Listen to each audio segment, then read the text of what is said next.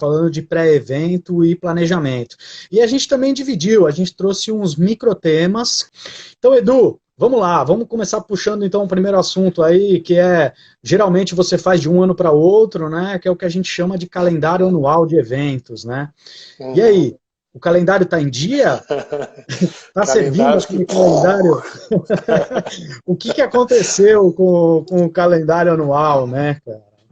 Cara, é interessante, Fê, e a gente tem feito bastante eventos juntos, a gente fez alguns eventos em parceria e alguns talks, e uma das perguntas que a gente sempre faz é sobre calendário, né? Até pré-crise, a gente vai fazer as pontes aqui com o que está acontecendo agora, mas interessante que muitas empresas têm isso muito bem estabelecido, então tem lá, né, um calendário, né, pré-estabelecido durante o ano, que é legal, então faz parte do planejamento, mas tem muita empresa que não tem. Né, e isso, quando nas nossas rodas de conversa, preocupava um pouco, cara, como o cara faz eventos sem ter um planejamento. Né? Claro, existem muitas variáveis, não é não profissionalismo, mas existem muitas variáveis na empresa, como o orçamento, as crises, não só de agora, mas as crises passadas também faziam com que o gatilho de eu realizar eventos ficasse mais curto, né? Então o cara tinha lá um orçamento, sobrou esse trimestre, vou fazer, então tem alguns fatores externos à empresa também que não contribuem para que ele tenha, o gestor de eventos tenha um calendário propriamente dito. Mas vamos lá, para quem tinha calendário, o que aconteceu agora é que, cara, morreu. Né? Nesses 3 meses está tudo congelado, não existe mais calendário, e agora o que acontece é começar a refação desse calendário num cenário futuro improvável, né? Mas a gente vê os grandes eventos do trade aqui, de viagens e eventos corporativos, que jogaram para o segundo semestre, né? Justamente naquela estratégia de não cancele, e acho que foi um movimento legal que a indústria fez. Exato. Mas tem alguns efeitos lá na frente que daqui a pouco a gente fala, né? Mas os calendários realmente, cara, não existe. Você tinha até lá agora, joga no lixo e começa a fazer um próximo numa retomada. A gente está num momento que a gente tem que apagar incêndio, a gente está anestesiado ainda, mas a gente começa a falar já de planejamento lá para frente. Né? Então, assim, parou a indústria? Parou, mas para agora. O que tinha de evento agora, nos próximos 3 meses, parou. Agora, e lá para frente, né? Como está fazendo, e tem que começar a desenhar cenários. Né? Cenário 1, 2, 3, volta, não volta, para a gente começar a se planejar. E o calendário faz parte disso. Né? Exatamente. E eu acho que vale frisar uma coisa interessante, que é assim, a gente quer tentar trazer para a live também, como geralmente é feito esse orçamento, né? O que está acontecendo hoje, que está fazendo com que... O que está mexendo, o que está acontecendo com isso, e tentar pensar em algumas oportunidades, ou pensar como que a gente consegue trabalhar isso para frente, né? Então foi o que você falou, né? Os calendários explodiram, né? Principalmente as empresas que tinham, né, os seus eventos também focados no calendário do ano de outros eventos, né, em participação de outros, feiras que acontecem, ou grandes eventos que acontecem aqui no primeiro semestre. Se eles foram cancelados, então, obrigatoriamente, eles já saíram do meu calendário, né? Se eles foram adiados, eu vou ter que espremer dentro do meu calendário do segundo semestre a participação de mais um evento que era do primeiro semestre, e eu vou achatar ele e tentar encaixar ele aí também no meu roteiro. Mas eu acho que vem acontecendo um movimento de filtrar, né, Edu? De realmente filtrar a real importância estratégica da companhia para aquele evento acontecer dentro daquele calendário, né? Acho que aquilo que você falou, tem muita empresa que às vezes não consegue trabalhar o seu calendário, que não tem estabelecido o seu calendário, porque é muito mais apaga-fogo, né? O marketing veio, preciso de um evento para daqui uma semana, porque eu preciso lançar um produto. RH vem, eu estou precisando fazer um treinamento de um sistema novo que implantamos. Então, sai daquele apaga-fogo, e quando você tem um calendário mais estabelecido, você até consegue transitar um pouco melhor. Mas, depois dessa explosão de tudo que aconteceu, agora é esse momento de rever também a estratégia da companhia para esses eventos. Né? O que eu consigo fazer com ele? Ele consegue virar um evento virtual, como a gente está fazendo agora? ou ele consegue ser um evento híbrido. Eu acho que a gente vai começar a falar, essa é uma linguagem que, não sei se todo mundo está a par, mas o evento híbrido é um que mescla, né, o presencial junto com o virtual, e ou que realmente precisa entrar dentro do calendário dos eventos presenciais. Eu acho que esse é um primeiro grande exercício para se elaborar um calendário daqui para frente, mesmo sabendo quando esse calendário vai começar, né? Mesmo não tendo Exato. respostas, né? Até o pessoal já tem interagindo, perguntaram pra gente o que é lá na frente pra gente, né? É incerto, porque a gente estava conversando antes no nosso aquecimento aqui, depende de quando os hotéis vão abrir, de quando as companhias aéreas vão voltar a voar, né? Porque tem muita coisa represada, mas depende também de uma cadeia toda se reerguer junta, né? Então, ok, vamos voltar, mas tem um tempo de cada player da indústria para retomada, né? Vai ter gente que vai estar muito mal se não fechar, vai ter hotel que vai estar reabrindo, por exemplo, espaços de evento que vão estar reabrindo, buffets que vão estar reabrindo, enfim, tem uma cadeia toda que tem uma velocidade aí, cada um na sua velocidade, que vão voltar, né? A gente fala daqui 3 meses, que é um cenário positivo, otimista, até de uma pesquisa que nós fizemos, de quando os gestores esperam que volte o mercado, mas é muito feeling ainda, né? A gente não tem nem números lá de fora, né? Eu sei que a hotelaria tem bastante não, mas tem um número, um rastro aí, baseado no que aconteceu na China, né, de recuperação, mas está todo mundo na mesma onda, então a gente realmente não é muito incerto de quando vai voltar, mas precisa ter esse planejamento. E além disso, falam de uma segunda onda, né? Sei lá. Exato, que a gente não sabe. Então, E quando ela acontece, se ela acontece de novo, se ela vai entrar numa segunda onda, quando você está voltando e ela retoma de novo, e a gente não sabe o que isso acontece. Exato. Acho que vale, a Roberta fez uma observação interessante de Olimpíadas, e vale fazer uma analogia, né? Você imagina os atletas que estavam sendo preparados para as Olimpíadas agora. Esse cara estava chegando no auge do treinamento, ele estava com o planejamento dele certinho para chegar nos jogos voando na sua melhor performance. E aí, de repente, chega o cancelamento, joga um ano para frente, e ele vai ter que rever todo o planejamento dele para estar daqui um ano pronto de novo para competir do jeito que ele estava hoje. Eu acho que dá para fazer uma analogia perfeita com o que, estávamos prontos para esse ano, com o calendário nesse ano, e aí? Vou ter que rever todo o meu planejamento de novo. Exatamente. E não simplesmente jogar a data para o segundo semestre, porque que você falou, e aí é olhar o cliente, né, que acho bacana, fazendo analogia aqui, os grandes clientes da Olimpíada, são os atletas que vão competir, se o cara não está preparado, putz, não adianta só mudar a data, tem que olhar todo o contexto, né? E o que a gente estava conversando hoje segundo semestre vai ter um monte de coisas, né? Tomara que sim, acontecendo. Então, vou pegar a indústria farmacêutica, né? Vão começar a fazer um monte de evento. Os médicos estão pirando agora, cara. Eles estão lá nos hospitais, hospital de campanha. Eu tenho amigos meus que são médicos, estão lá no Pacaembu, já no AMB, escalados. Esses caras não estão clinicando, não estão atendendo. No segundo semestre, eles vão focar na vida deles de novo. Não vão poder ir em todos os congressos médicos que vão ter, né? A Ana Prado, da Singenta, deu um exemplo bacana pra gente, né? Ela trabalha na Singenta e trabalha com agronegócio. Passou a época da safra, cara, acabou o evento, não tem mais o propósito daquele evento. Né, ou fazer uma postergação do evento, mas tem que ser coerente dentro do que se espera daquele evento. Então, a gente está falando de calendário ainda, mas a gente já começou a entrar muito na estratégia, porque faz parte da composição desse calendário, né? Não vou colocar no calendário simplesmente porque fiz o evento da Lagev, check, né? Exatamente. Vamos ver se tem algum comentário, alguma pergunta relacionada ainda a calendário, senão a gente já vai explorando outros itens aí especificamente, né?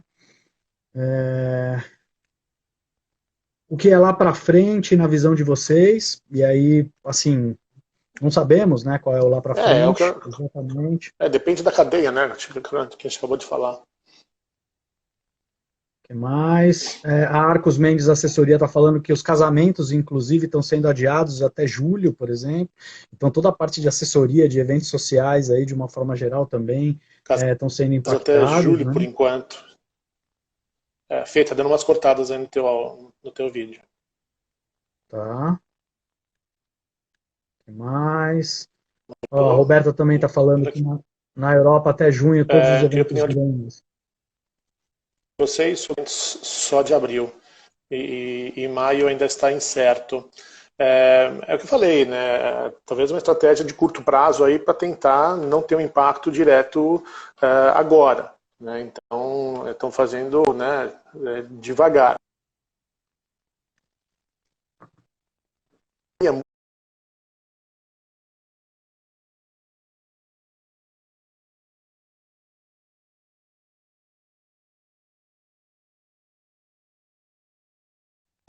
Fazendo. Né? Muitas empresas estão tomando isso. Olha, pensando que tivesse uma retomada lá na frente. Né? Então,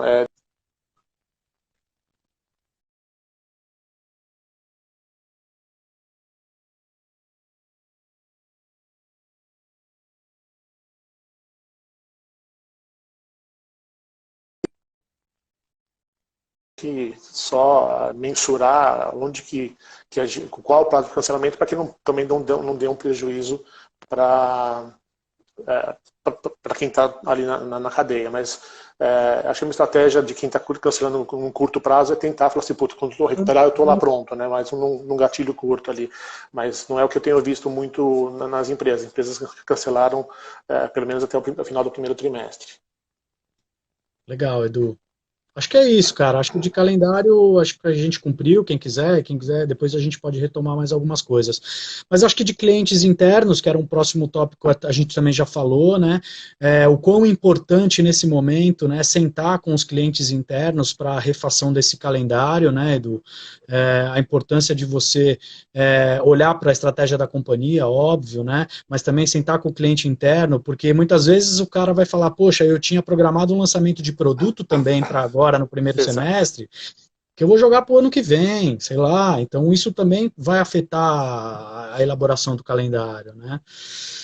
E outra área que a gente sabe que pega bastante e que demanda bastante trabalho, não só para o gestor, mas para as agências de uma forma geral, é a parte de concorrências, né?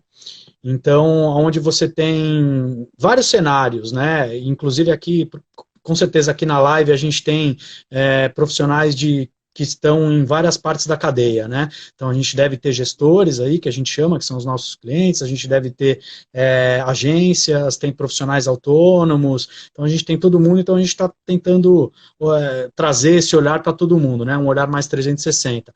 Mas o mercado funciona muito com processos de concorrência, né, pessoal?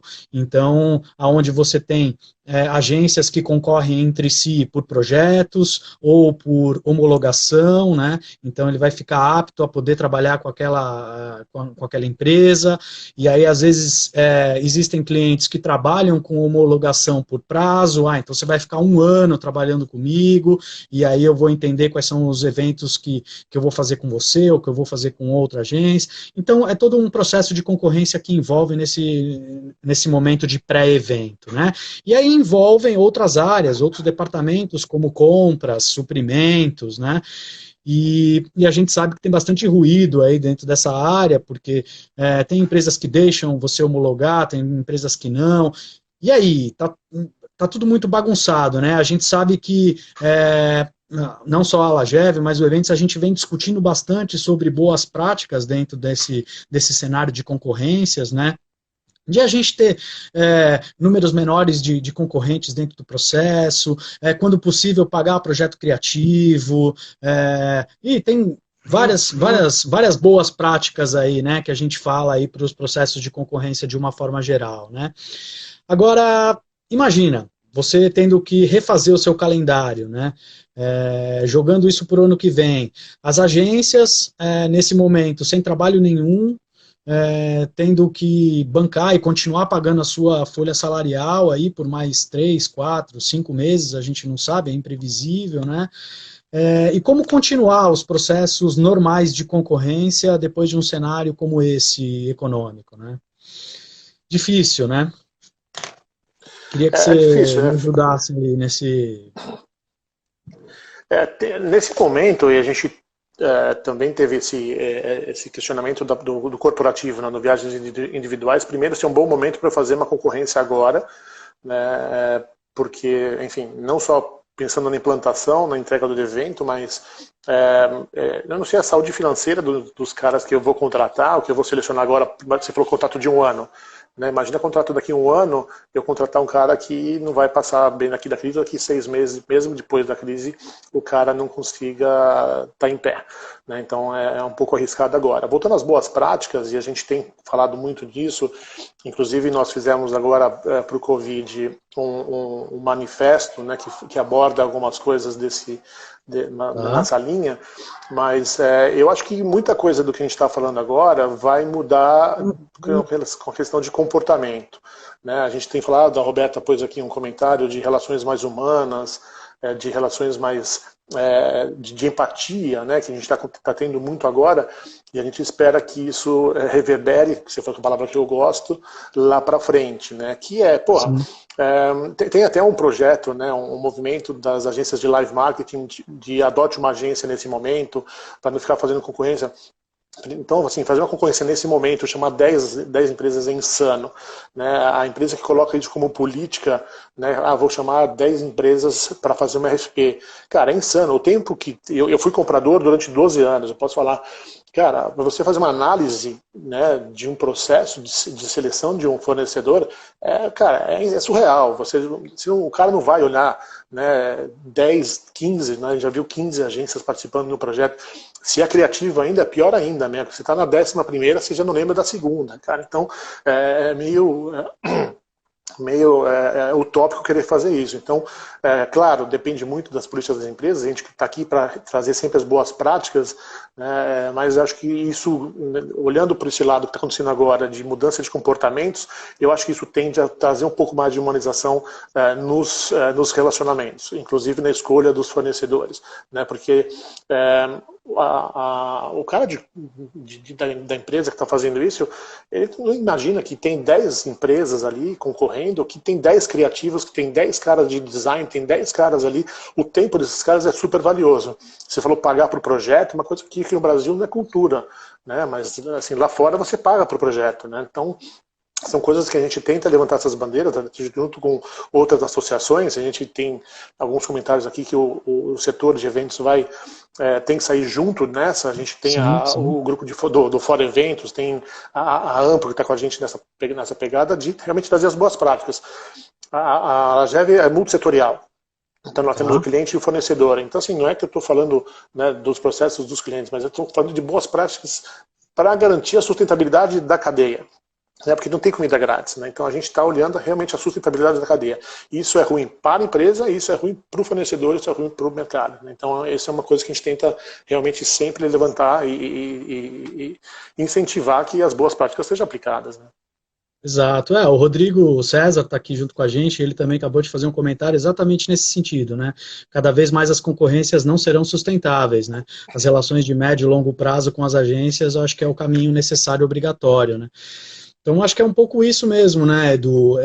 O caminho talvez seja esse, essa aproximação, ter mais próximo, a fidelização, o trabalho em parceria para que essas relações sejam mais sustentáveis do que fazer essas concorrências insanas, né, com muita gente, os processos longos, burocráticos. Isso toma tempo também de quem está à frente do projeto, né? Não só Total. do gestor que tem que administrar, todo o departamento de compras que tem que analisar. Imagina, olhar 10, 15 planilhas e fazer análise de todos os projetos. Olha quanto tempo você perde aí que você poderia estar ganhando em outra ponta, né? Ganhando na ponta da Uhum. estratégia, ganhando na ponta de aceleração, de metodologias mais ágeis para poder fazer Isso. os eventos virarem mais fácil, né? E mais rápido. Que é legal esse ponto que você falou agora de metodologias ágeis, né? A gente estava conversando com a Trícia da MAPI, que ela trabalha sempre junto com a gente. É, A gente foi meio que forçado a implementar um monte de coisas novas por conta dessa crise, e uma foi metodologias ágeis, cara. Não tem mais aqueles planejamentos de longo prazo, cara. É implementar agora para funcionar agora, para a gente receber agora. Que é um pouco do conceito, né, estou sendo super simplista aqui, de metodologias ágeis, mas a gente acabou sendo forçado, entre aspas, a fazer isso. E muitos dos relacionamentos futuros vão ser fruto dos relacionamentos de hoje, dos dois lados. Então, assim, os clientes vão perceber quem é que está do lado deles, e os fornecedores vão perceber quem é o cliente que está do lado deles. E aí, cara, eu super respeito os dois lados. O cliente fala assim, cara, você não estava lá quando eu precisei, e o tá lá não é só negociar, não é só preço, é um monte de outras coisas que ele pode fazer. E o fornecedor é a mesma coisa, né? O fornecedor às vezes fala, o cliente tem sempre razão, cara, não está sendo benéfico para você e para a tua cadeia? Também, né? Olha, obrigado, mas não vou mais prestar serviço para você. Então tem a relação de empatia que está acontecendo hoje, né? Aquele cara que está dentro do nosso manifesto, por exemplo, o cara que pega o contrato e fala assim, eu tenho uma cláusula aqui de cancelamento que não prevê nada, né? Ou começa a discutir cláusula de a pandemia é força maior, não força maior, se debruça no contrato, cara, não é um relacionamento que a gente quer. A gente quer troca, e é o momento de a gente fomentar isso para o futuro também, né? Acho que a palavra da vez é essa mesmo que você falou, empatia, né? É isso, empatia nas relações de todos os lados, né? Porque no fundo, é uma interdependência, né, Edu, de todo mundo, de toda a cadeia, né, porque não adianta só vir aquela visão estratégica de, temos que fazer um evento para isso, com o objetivo da experiência desse participante. Mas essa é uma cadeia inteira, uma interdependência na relação toda, da agência que tem com o fornecedor, que tem com o profissional que está lá em campo na execução, e que tem com todo mundo que envolve aí, né, para fazer o evento realmente acontecer. O que mais? Exato. E aí temos algumas observações, algumas perguntas relacionadas mais a processos. Acabei falando no nosso manifesto, tem a questão dos prazos, e o Sidney Dacor aqui também colocou a questão dos prazos, que é uma questão que a gente discute e é polêmica, né? Tá. Eu tive do lado de empresa também, e hoje estou numa associação, mas já tive de todos os lados, enfim. Existem políticas, e aí não estou protegendo ninguém aqui, mas existem políticas globais que a gente aqui no Brasil, que as empresas, os gestores de eventos aqui do Brasil não conseguem ir contra, né? Ou às vezes é política do CFO que está na meta de resultados do CFO, do CEO para atingir. Então, por mais que seja que danifique o nosso setor, e uma verdade, porque a gente sabe como que funciona, às vezes a gente tem, ou as pessoas que estão dentro de eventos ou em compras, em qual área que eles estejam, tem pouca influência para mudar isso, né? Isso é uma coisa que eu tenho que às vezes trazer como uma realidade, tá? De novo, não estou protegendo o cliente, mas é uma realidade. Né? Isso está dentro dos processos das empresas então como que a gente vai trabalhar melhor nesse cenário enquanto a gente levanta as bandeiras e tenta mudar isso, né? Então, vamos colocar um cartão de crédito para eventos, tem algumas soluções que estão vindo aí agora, né? Enfim, tentar porque, de novo, não existe comida grátis, né? Se eu pago 120 dias, eu vou botar meu custo financeiro lá dentro, enfim. Né? O problema é um freela, né? Imagina o freela fazer uma nota, né? Uma RPA, nem rola, mas uma nota de serviços, né? Uma agência que contrata, né, pessoas, fazer uma nota de serviços para o freela receber em 60 dias. Né? Pô, matou o cara, né? Fotógrafo, produção, enfim. Então, não é só os grandes que sofrem, né? Porque a pergunta veio aqui de uma rede hoteleira grande, que sofre com certeza também, porque a gente sabe o hotel compra o AIB que tem que ser pago em 15 dias, né? Então, a gente entende essa cadeia. Mas, enfim, eu só trouxe um pouquinho da dificuldade que as empresas têm de mudar isso, né? Então, é só um pouco do mindset das empresas com relação a isso, né? Então, a gente tenta realmente mudar, porque a gente sabe o impacto da cadeia total. Exato, e faz parte, né, desse momento, desse processo todo de concorrências de uma forma geral, né. Uhum. Vale olhar que tem uma observação também da Roberta, que está assistindo a gente, eu acho que diretamente lá de Estocolmo, e é isso, né, às vezes vem um direcionamento global disso, que pode, né, complicar o processo, mas tem boas práticas que acontecem lá fora que poderiam acontecer aqui dentro do Brasil de Uhum. uma forma geral, né. Fazer, por exemplo, eventos nos Estados Unidos é garantir hora de trabalho para todo mundo, né? Passou daquele Sim. horário, pessoal, tchau, beijo, fui, foi embora, né? Ou, igual ela falou, lá eles pagam os projetos criativos, por exemplo, nos países nórdicos, né? Então, pô, Exato. você vai participar de um processo de concorrência, pô, é pago, o seu projeto criativo é pago. Então, essas boas práticas de fora também, acho que, né, podem prevalecer e podem ser trazidas para cá também, né? Uhum. E o ponto que o Sidney também levantou, que é, às vezes a empresa lá fora paga eventos com cartão ou de outra forma, e aqui paga com 120 dias. Então, de novo, é a política local do CFO, do CEO local, né? E aí, ou uma política de compras, enfim. Está num alto escalão ali de uma política que é super difícil de mudar. Não que seja impossível, eu já vi muitos casos de exceção, principalmente quando você mostra, né, até ganhos financeiros, porque, de novo, não tem comida grátis. Pô, se eu pagar nos 15 dias, eu vou ter, de repente, até um valor mais baixo. Né? E aí cabe ao fornecedor, né, aceitar também ou não aquele prazo, sabendo de como a política da empresa funciona. Mas é uma verdade que lá fora, às vezes, tem uma política que a empresa aqui não segue. Né? A mesma coisa de viagem corporativa. Lá fora paga com cartão plástico individual, aqui paga com faturado. Enfim, são políticas locais também. Exato. E dá para ter alternativas, né, Edu?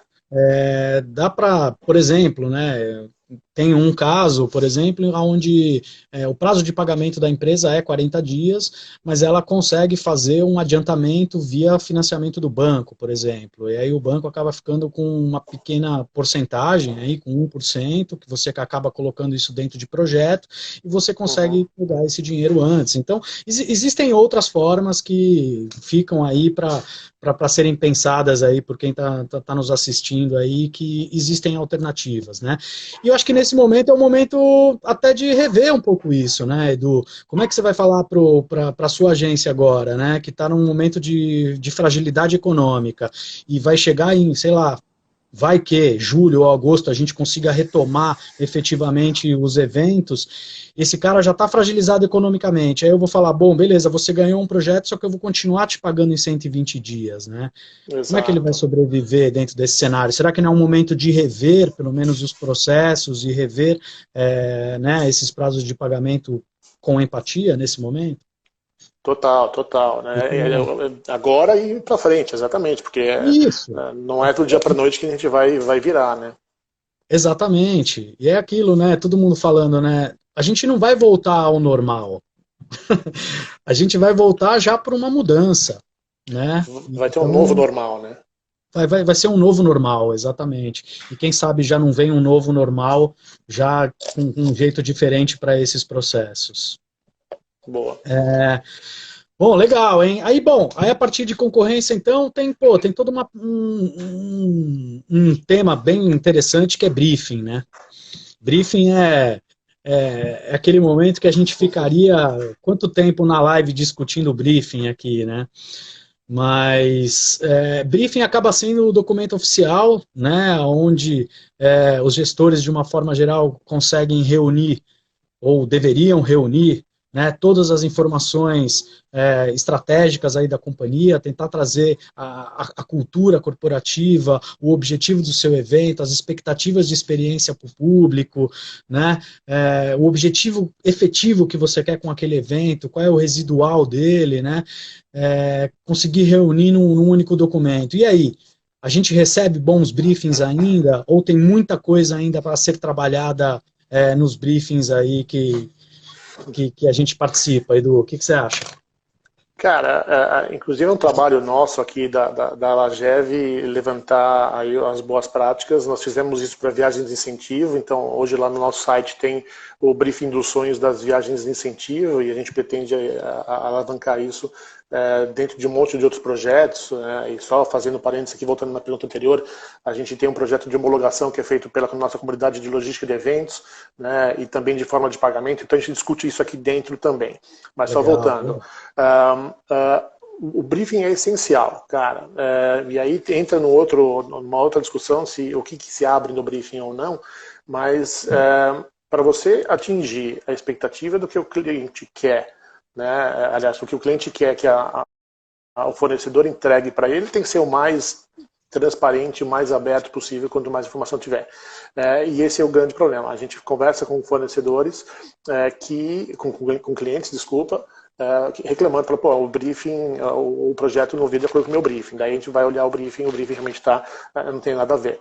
Né? Então, quanto mais informação tiver, é difícil a gente colocar standards, né? Esse do viagem de incentivo foi, na verdade, um checklist para ajudar o profissional que está fazendo uma viagem de incentivo, por exemplo, a lembrar de todos os itens. Né? Os sistemas de eventos hoje que tem no mercado, eles servem como um grande briefing também ali, para você pelo menos lembrar de tudo que você tem que colocar ali, porque quanto mais informação tiver ali, melhor será a proposta, tanto financeira quanto de experiência. Acho que o briefing bem feito ele vai chegar muito mais próximo da experiência que o cliente vai querer entregar do que propriamente a parte financeira. A parte financeira vai ser a consequência daquele super projeto.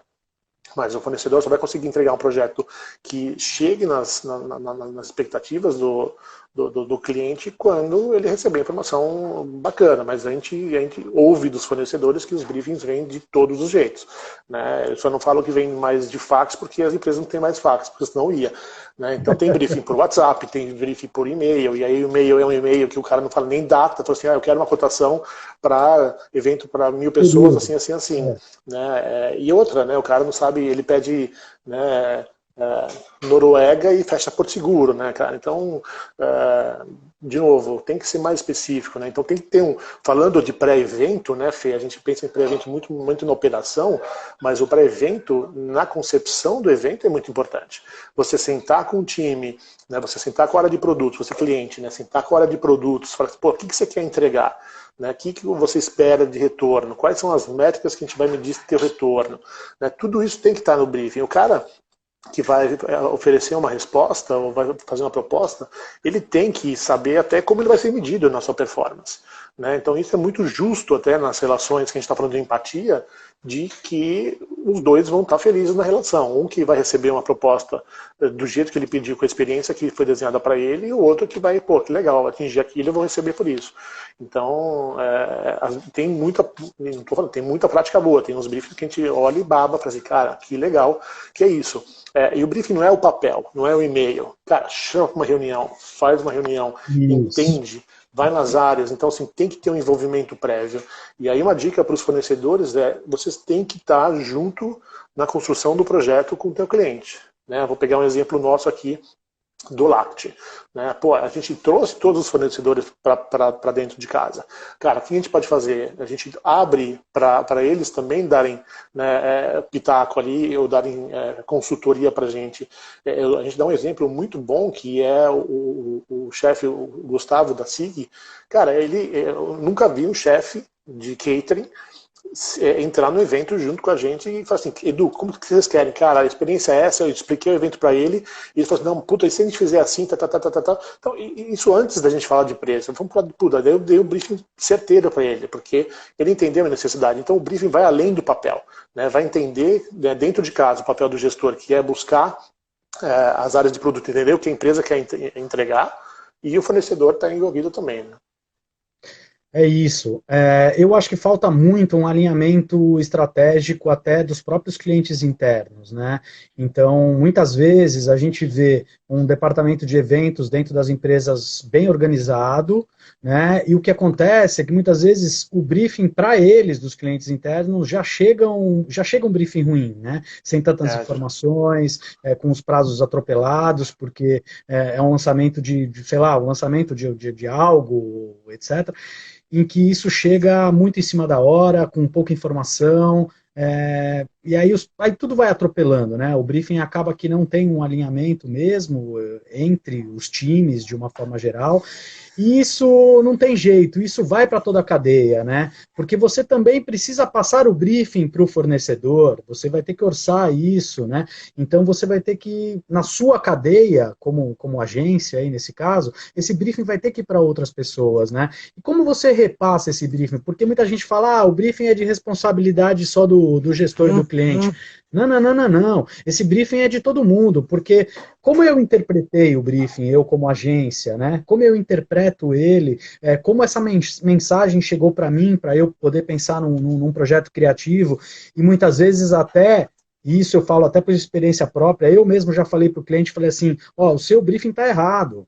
Né? Seu briefing, essa sua informação que você passou aqui também não está certa, a informação é outra.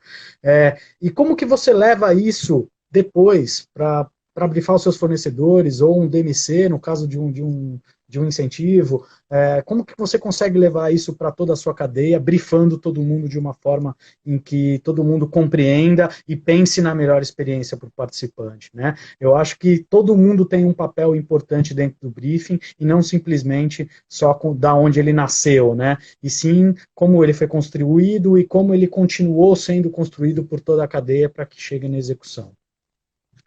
Boa. Legal, hein? Muito bom aí. Falar de briefing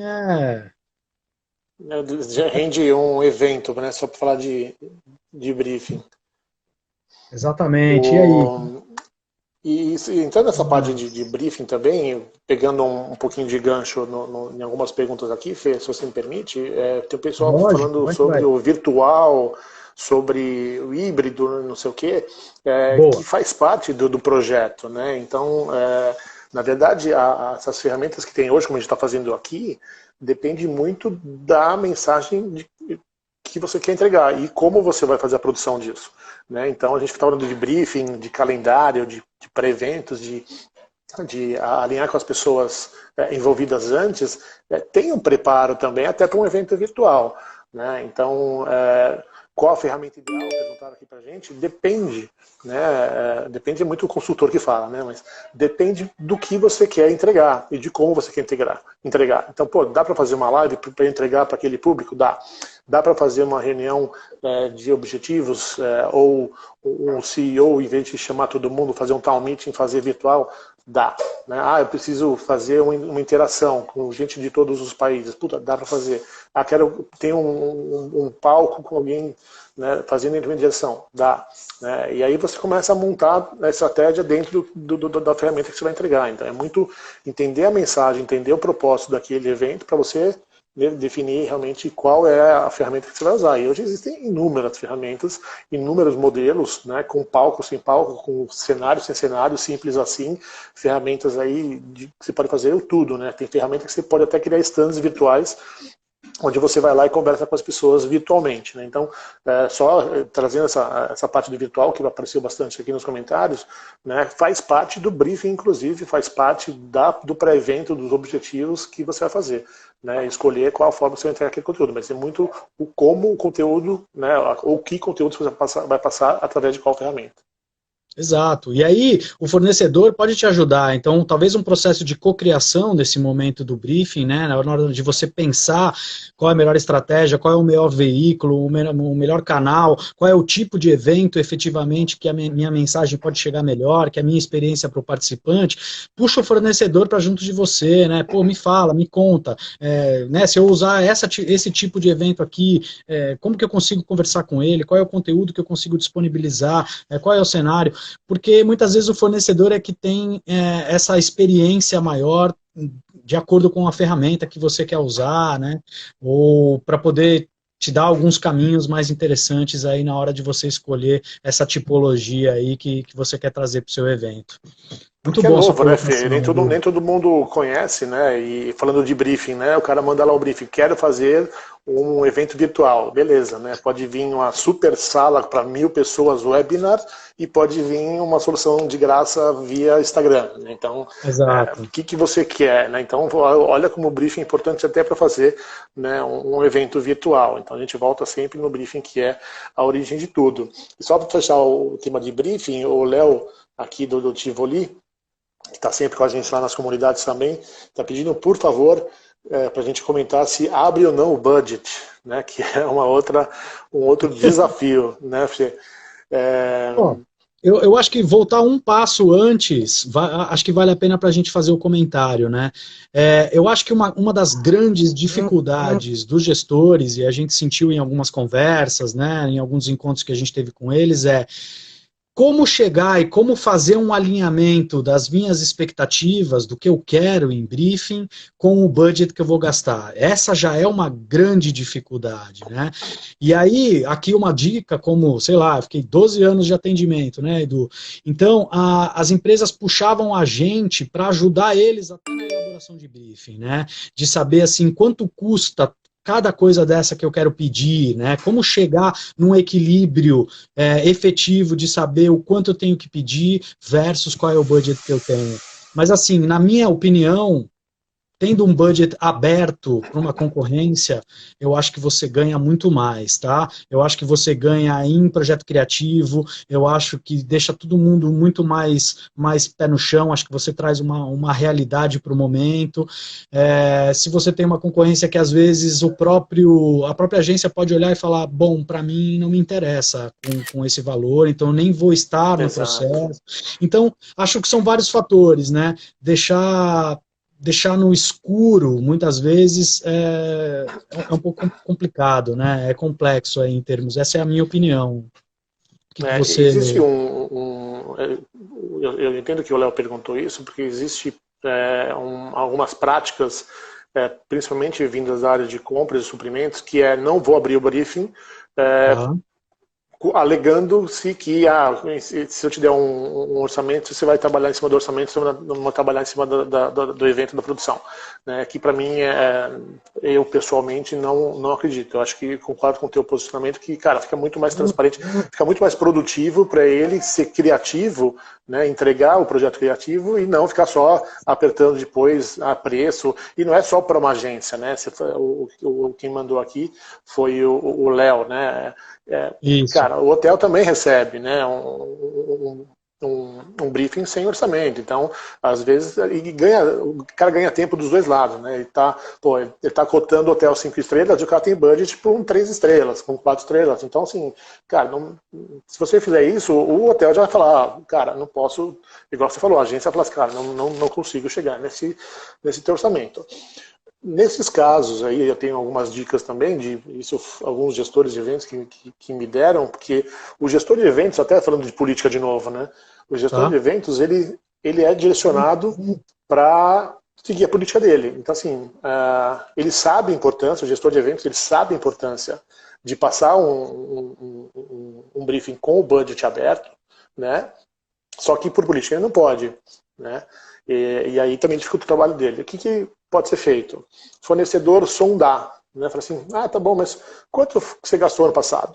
Né? Tentar buscar pistas aí, né, de Tá? qual é o comportamento dele. Então, se é um hotel, vai na agência que atende ele e tenta tirar alguma coisa. Usa a rede. Né? Às vezes a gente fica só focado no meu, né? Eu sou um hotel, eu vou passar um brief. Cara, tenta ver quem está organizando, quem está por trás, qual é o tamanho do evento, porque às vezes o cliente manda, né? Ou a agência mesmo manda também, né? Porque a gente está falando que o briefing vem de vários lados, né? É, Tá?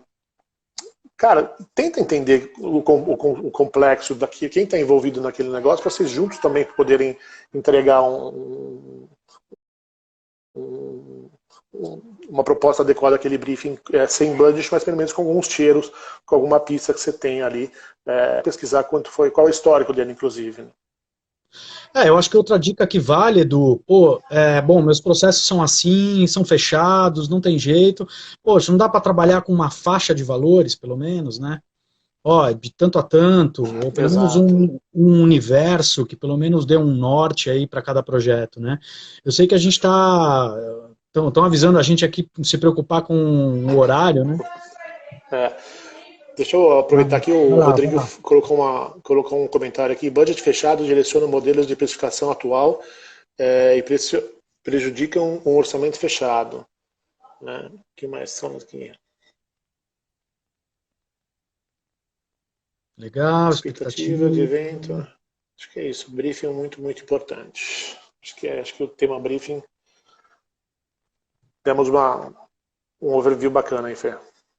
Eu acho que esse era o nosso último ponto aí. Falamos de calendário, falamos de clientes internos, falamos de suprimentos, concorrências, e aí briefing era o nosso fechamento assim do pré-evento, né? Porque a partir dele a gente começa a trabalhar em criação de projetos, e aí tudo caminha já para uma fase já de planejamento e execução, que é o que a gente vai falar isso na nossa próxima live, né?